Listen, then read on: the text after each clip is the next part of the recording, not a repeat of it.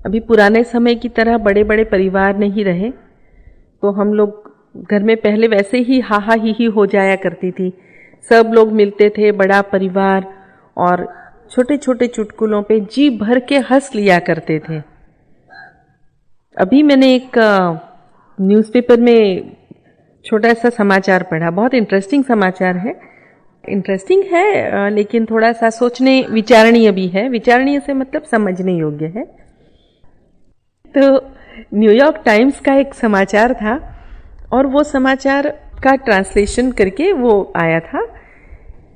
समाचार ऐसा था कि मानव देह में पुराने समय में काफ़ी कुछ ऐसे अंग थे जिनका उपयोग नहीं हुआ, तो धीरे धीरे करके वे लुप्त हो गए।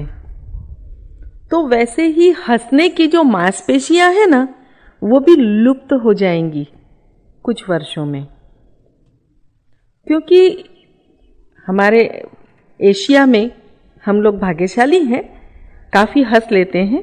एशिया नहीं कहेंगे, थोड़े जो विकासशील देश है ना, वहाँ के लोग हंस लेते हैं अभी भी, हा हा ही हु। ये हमारा पार्ट ऑफ लाइफ है, हमारा जीने का एक तरीका है कि छोटी छोटी बातों पे हंस लेना।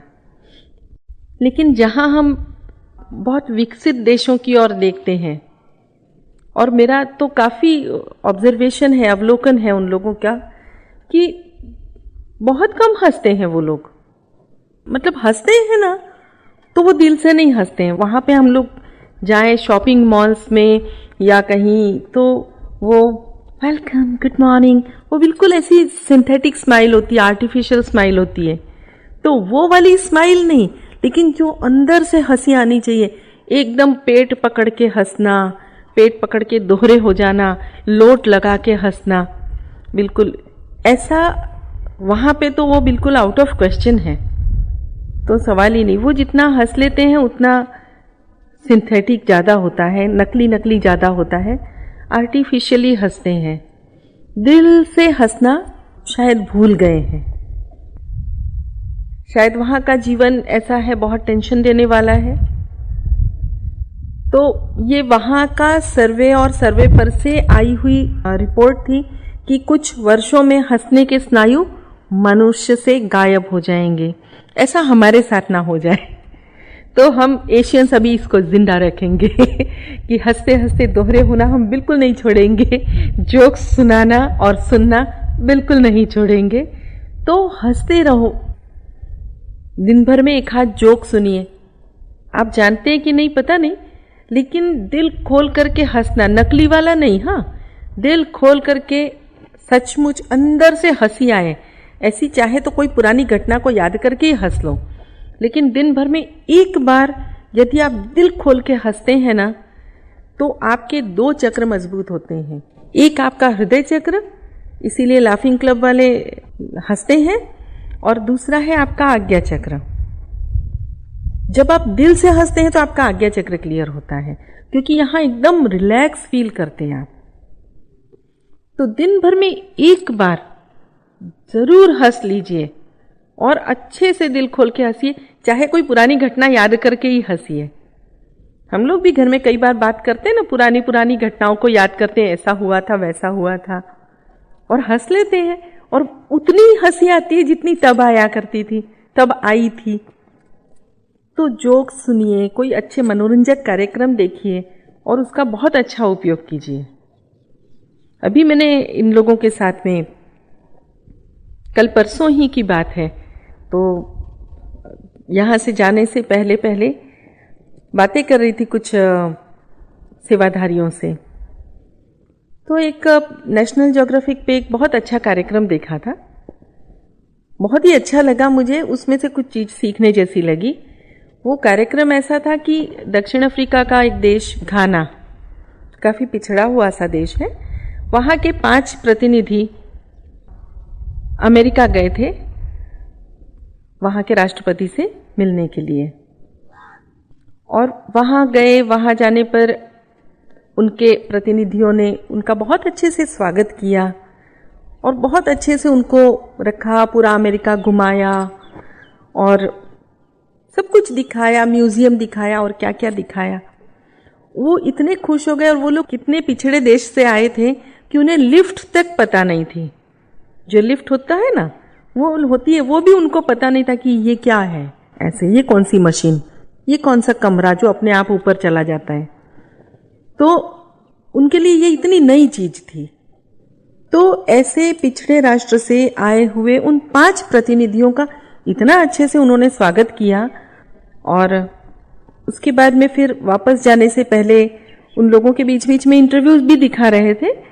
तो वो बहुत खुश हो गए। उन्होंने कहा कि हमें बहुत अच्छा लगा, हमें यहाँ का म्यूजियम बहुत अच्छा लगा। म्यूजियम में इजिप्ट के बारे में, हमारे घाना के बारे में भी इतनी अच्छी माहिती है, इतनी अच्छी जानकारी है कि हमें लगा कि हमें घाना में रह करके भी घाना के बारे में इतना नहीं पता जितना इस म्यूजियम से हमें पता चला। तो इजिप्ट के लोगों को भी यदि अपने पिरामिड्स के बारे में कुछ ज़्यादा डिटेल में जानकारी चाहिए तो आप यहाँ के म्यूजियम में आइए। तो ऐसा उन्होंने बहुत अच्छा, बहुत खुश होकर के वो लोग गए। और मैंने सेवाधारियों से कहा कि वो देख करके मुझे ऐसा लगा कि ये बात ना हम सब सेवाधारियों को सीखने की आवश्यकता है, हम सभी साधकों को भी सीखने की आवश्यकता है कि हम भी तो गुरु जी के प्रतिनिधि हैं, विशेष तौर पे सेवाधारी, लेकिन हम साधक भी तो गुरु जी के प्रतिनिधि हैं। हम जहां भी जाएं, जहां भी, आश्रम में ही ऐसे नहीं, आश्रम में है तो विशेष तौर पे हम सब गुरु जी के प्रतिनिधि हैं। तो यदि कोई नया व्यक्ति, कोई भी हो सकता है, वो सरकारी अधिकारी भी हो सकता है, या ऐसा ही कोई अपरिचित सा व्यक्ति कि मैंने हाँ कुछ बाबा स्वामी वगैरह देखा था तो मैं आ गया, तो इतना अच्छा उनका स्वागत होना चाहिए। उन्हें अच्छी तरीके से ये सारी बातें बताई जानी चाहिए कि उन्हें ये जगह बहुत अपनी सी लगे। वो यहाँ से जाए तो ये कहते हुए जाए कि क्या जगह है, बार बार आने को दिल करेगा। तो हर बार स्वामी जी तो वहां गेट पे खड़े नहीं हो सकते ना सबका स्वागत करने के लिए, वो तो हम ही लोग होंगे ना। कभी सेवाधारी के रूप में जो लोग हैं वो हैं, कल को आप हो सकते हैं। तो ये जिम्मेदारी तो हम सबको समझनी है। बल्कि मैं तो ये कहूंगी कि हम सब समाज में भी तो स्वामी जी के प्रतिनिधि हैं। लोग समाज में भी तो ये देखते हैं कि हाँ ये लोग वो येलो स्कार्फ बांध के कहाँ जाते हैं, वो बाबा स्वामी वाला स्कार्फ बांध के ध्यान करने के लिए जाते हैं, ये सब बाबा स्वामी के लोग हैं। वो लोग इसी दृष्टिकोण से देखते हैं। तो हमारा जो व्यवहार होता है उसी से तो लोगों को समझ में आता है कि हम क्या हैं, हमें गुरुदेव ने क्या सिखाया, हम क्या हैं। नहीं, वो तो आपको बाबा स्वामी के बच्चे समझते हैं। तो बाबा स्वामी के बच्चे कैसे होंगे वो डिसाइड आप लोगों को करना है कि गुरुदेव के बच्चे हम कैसे हैं, हमें कैसा होना चाहिए, हमारा व्यवहार क्या होना चाहिए। हम तो गुरुदेव के प्रतिनिधि हैं।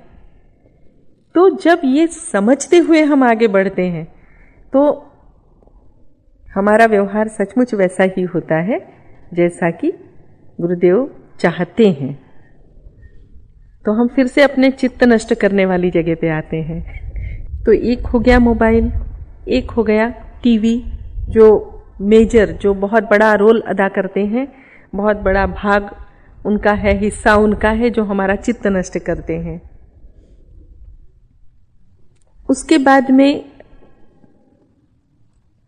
सबसे कम छोटा सा स्थान है कि हमारा अपना आसपास के लोगों से, पड़ोसियों से हमारा संबंध कैसा है, क्योंकि कहीं तो हमारे पड़ोसी भी हमारा चित्त नष्ट करते हैं। तो हमारे पड़ोसियों के साथ अच्छे संबंध होने चाहिए, ये तो हम सब जानते हैं। देखिए, जब भी कभी कोई आपको परेशानी हुई ना, तो सबसे पहला साथ आपको आपके पड़ोसी देते हैं। आपके रिश्तेदार, आपके चाचा, ताऊ, बहनें, दीदी, भैया, ये सब तो बाद में आएंगे, 1 सप्ताह के बाद में पहुंचेंगे या 2 दिनों बाद पहुंचेंगे। सबसे पहली हेल्प आपको किसकी मिलेगी? आपके घर में आग लगी तो आपको हेल्प करने कौन आएगा? आपके पड़ोसी आएंगे ना। तो हमारा रिश्ता, हमारे रिलेशंस अपने अड़ोसियों पड़ोसियों के साथ बहुत अच्छे होने चाहिए। इस संदर्भ में मेरी सासू माँ बहुत एक अच्छी बात कहती थी, वो मैं आपसे शेयर करूंगी। मेरी सासू माँ अक्सर कहती थी, वो काफी एकांत प्रिय थी वैसे, किसी के यहाँ जाना, बहुत लोगों से मिलना, ऐसा बहुत ज्यादा शौक नहीं था। तो वे पड़ोस में वगैरह बहुत कम जाती थी और वो कहती थी कि पड़ोसियों से रिश्ता बहुत अच्छा ना हो चलेगा, लेकिन बार बार जाकर के झगड़ा करने से अच्छा है कि हम एक लिमिट में रिलेशन रखें, ताकि झगड़ा तो ना हो, बुरे तो ना बने, और बीच बीच में मिलते रहें, अच्छे संबंध रखें। तो उनसे वो बात मुझे सचमुच बहुत अच्छी लगी और उसे मैंने भी अपने जीवन में अपनाया, क्योंकि स्कूल कॉलेज में पढ़ते हैं तो हम लोगों का एक अलग जीवन होता है कि रोज शाम हुई तो मम्मी फ्रेंड के यहाँ जा रही हूँ, मैं भी रोज शाम हुई रैकेट उठाया, मम्मी बैडमिंटन खेलने जा रही हूँ, मम्मी ये करने जा रही हूँ। क्योंकि स्कूल में थी तब तक 11वीं, कॉलेज में थी तब तक कॉलेज की टीम में हॉकी वगैरह खेली हूँ, लेकिन स्कूल में थी तो बहुत फुटबॉल खेलती थी। लेकिन अड़ोस पड़ोस में तो कहाँ फुटबॉल खेलने जाऊं या हॉकी खेलने, तो सहेलियां हाँ बैडमिंटन वगैरह खेल देते थे। तो रोज शाम हुई तो बैडमिंटन खेलने, और जब एग्जाम्स पूरे हुए तो मम्मी ने उसको नाम दिया था, हाँ अभी जा रही है जोगी फेरे पे। जोगी फेरे पे यानी अब लगाएगी पूरी कॉलोनी का एक चक्कर, सब फ्रेंड्स के यहाँ जा करके मिल करके आएगी ना, कि एग्जाम पूरी हो गई, चलो जरा टहलते हैं, घूमते हैं, बातें करते हैं। तो वो एक अपना अलग जीवन होता है, वो विवाह से पूर्व तक का जीवन होता है। लेकिन जैसे ही शादी होती है तो हर कन्या को वैसा रहने का प्रयास करना पड़ता है जैसा ससुराल में चलन हो। तो मेरे यहाँ सासू माँ को इतना पसंद नहीं था अड़ोस पड़ोस में जाना, मतलब वो स्वयं नहीं जाती थी, उन्होंने कभी मुझे मना नहीं किया, लेकिन वो स्वयं नहीं जाती थी। तो मैंने उन्हीं को अपना आदर्श रखा कि शायद इस घर का ऐसा ही चलन है तो मुझे भी वैसे ही रहना चाहिए। तो फिर मैं भी ज़्यादा अड़ोस पड़ोस में नहीं जाती थी, संबंध अच्छे रखती थी, थोड़ा बीच बीच में जोक्स शेयर कर लेती थी, वो मेरा शौक है। तो कैसे हो, क्या हो, चिंटू मिंटू जो भी होते थे उनसे बात करती थी। तो घर के ना छोटे बच्चों से संबंध रखो अड़ोस पड़ोस के, बहुत अच्छा होता है, क्योंकि हर माता पिता को अच्छा लगता है कि उनके बच्चों को कोई प्रेज कर रहा है, कोई तारीफ कर रहा है। और बच्चे कहीं शैतानी करे तो थोड़ा सा उसको अच्छे से समझा करके अच्छे संबंध रखिए अड़ोस पड़ोस में। और जब ये सब जगह से, बाहरी साधनों से आपका चित्त थोड़ा कम नष्ट होगा, तो रोज की एक प्रार्थना भी कीजिए कि हे गुरुदेव, आप ही मेरे चित्त को नष्ट होने से बचा सकते हैं। रोज सुबह भी प्रार्थना कीजिए। और एक और सजेशन दूंगी कि दिन भर में एक समय, चाहे वो अर्ली मॉर्निंग का हो, मतलब प्रातः काल का हो, उषा काल का हो, या ब्रह्म समय हो, 4 से 6 के बीच, कलेक्टिव मेडिटेशन घर में परिवार का अवश्य कीजिए। या फिर शाम को दिन में कोई एक समय कलेक्टिव मेडिटेशन अवश्य कीजिए। सुबह का समय इसलिए ज्यादा सजेस्टिव है क्योंकि सुबह काम पे या ऐसे जा करके वापस लौटने का समय निश्चित नहीं होता ना, घर में कोई सदस्य कब लौटता है, कोई सदस्य कब लौटता है, तो कब सब लोग साथ में बैठेंगे, और 2 जने की वजह से सबको देर से बैठना पड़ेगा। उससे अच्छा सुबह का ध्यान आप लोग सब साथ में मिलकर के करिए, तो एक बहुत अच्छा सा नियम भी बन जाएगा आपके घर में। सब लोग साथ में सुबह उठेंगे, साथ में चाय पिएंगे, और साथ में चाय की चुस्कियों के साथ थोड़ी सी अच्छी सी बातचीत भी हो जाएगी। और उसके बाद में आधा घंटा ध्यान कीजिए, और उसके बाद में लग जाइए अपने अपने कामों को, अपनी अपनी दौड़ भाग की जिंदगी को। अपने ऑफिस जाना है, कॉलेज जाना है, यानी अभी ये विवाहित होने जा रहे बच्चे तो नहीं, ये लोग तो ऑफिस जाएंगे या अपना घर संभालेंगे, कोई टिफिन बना रहा होगा। कहने का अर्थ कि सुबह का समय बहुत अच्छा है, और कलेक्टिव मेडिटेशन करने से क्या है, सारे घर की ना स्थिति एक सी रहती है। अब हर साधक एक अलग अलग आत्मा है, हर आत्मा की एक स्थिति होती है। फिर किसी का चित्त कम नष्ट होता है, किसी का चित्त अधिक नष्ट होता है, लेकिन जब साथ में सब लोग बैठते हैं तो एक दूसरे की स्थिति का लाभ मिलता है सबको। तो अपने परिवार में आप सामूहिक ध्यान अवश्य करें। और यदि परिवार में रोज नहीं कर सकते किसी कारण से यदि नहीं कर सकते हैं तो अवश्य ही सप्ताह में एक बार घर पे आप सामूहिक ध्यान कीजिए, आपके परिवार का सामूहिक ध्यान। आप जो भी घर में 4-5 लोग होंगे, 2-3 लोग होंगे, कम से कम आप 2 तो होंगे ही होंगे, पति पत्नी, तो साथ बैठ करके ध्यान कीजिए। जीवन में बहुत लाभ मिलेगा आगे आप जब ये करके देखेंगे तब। और जब आप इस तरह से सामूहिक ध्यान करेंगे, नियमित रूप से करेंगे, तो उसका जो असर देखने को मिलेगा, इसका इफेक्ट आप पूरे 1 साल के बाद में आप स्वयं को महसूस करके देखिए कि आपको कैसा लगता है। केवल इस ध्यान को ना आप एक रूटीन मत बना दीजिए, वो यंत्रवत हो जाता है कि हाँ चलो दीपक लगाओ, मंत्र का 3 सेट बोले और आंख बंद करके बैठे और फिर चाहे कहाँ कहाँ घूम के आए चित्त से और फिर से उठे और फिर आरती कर ली। ऐसा मैकेनिकल मत कर दीजिए। आप उसे अच्छे से ध्यान यानी ध्यान ही कीजिए। क्योंकि आप देखिए ना कि जैसे जो पूजा पाठ था पुराने समय में, कितना अच्छा, स्वामी जी भी कहते हैं ना, वो बहुत एक अच्छा साधन था ध्यान की स्थिति तक पहुंचने का। अब वो तो हम खो चुके, तो इस ध्यान को भी एक ऐसा ही साधन मत बना दीजिए कि जिसे हम खो दें। ध्यान को मैकेनिकल नहीं बनाइए। और एक आप प्रयोग कर सकते हैं, यदि आपका ध्यान नहीं लग रहा है किसी भी कारण से, तो आप दीपक की लौ की ओर थोड़ी देर तक देख सकते हैं। और यदि मन में किसी के प्रति गुस्सा है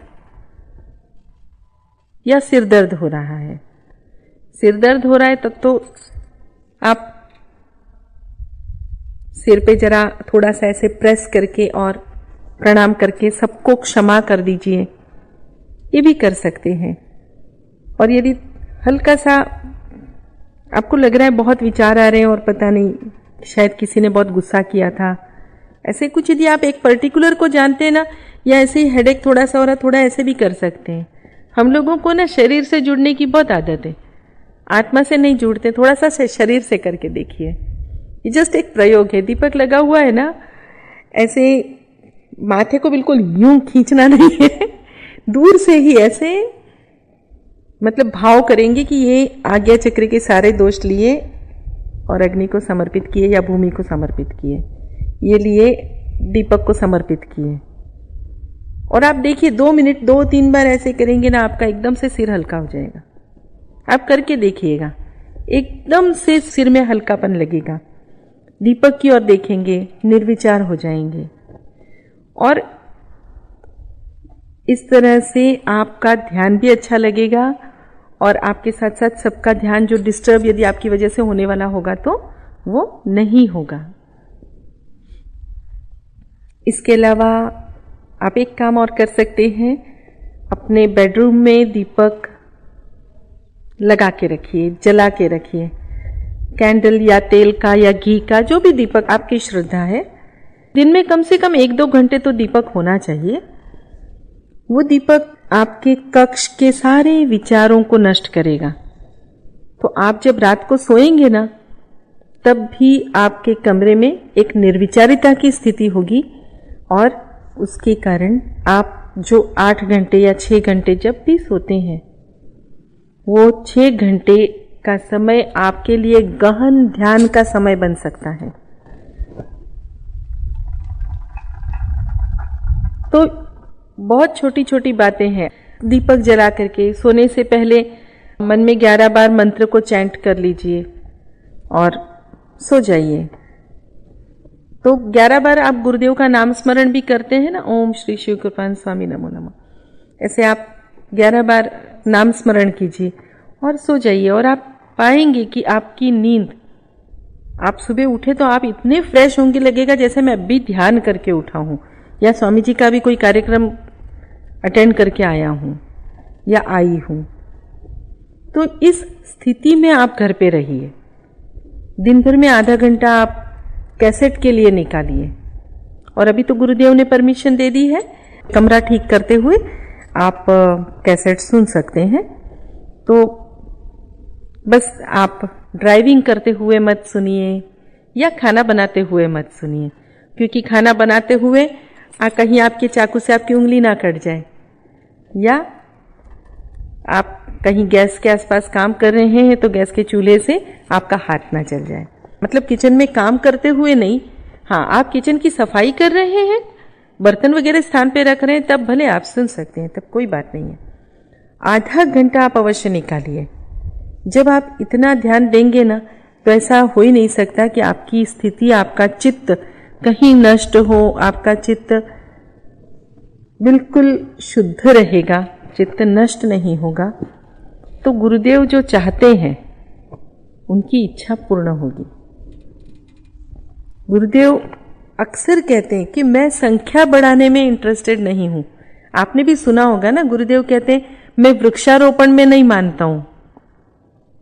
मतलब वन महोत्सव के दिन वृक्षारोपण कर दिया और फिर दूर से बकरियां खुश हो रही है, चलो चलो 2-4 दिन का भोजन तो तैयार है। तो वैसे गुरुदेव भी वृक्षारोपण करने में नहीं मानते हैं, अर्थात साधकों की संख्या बढ़ाने में उन्हें उतनी रुचि नहीं है। उनकी पूर्ण रुचि है कि जितने साधक हैं उनका विकास होना चाहिए। जब आप एक मजबूत इमारत के तौर पे, एक मजबूत भवन के तौर पे आप लोग तैयार होंगे, तो आपकी बुलंदियों पे आगे का पूरा समर्पण विश्व तैयार होगा, लेकिन उसकी नींव रखेंगे आप। तो इस मजबूत नींव का निर्माण करने का हम लोग आज गुरुदेव को वचन देते हैं, गुरुदेव से प्रार्थना भी करते हैं कि हे गुरुदेव, हम सभी आपकी इच्छानुसार योग्य ध्यान कर सकें, योग्य स्थिति को प्राप्त कर सकें और योग्य रूप में समाज में रहकर समाज का निर्माण, समाज के लिए योग्य आत्माओं का जन्म, आमंत्रित आत्माओं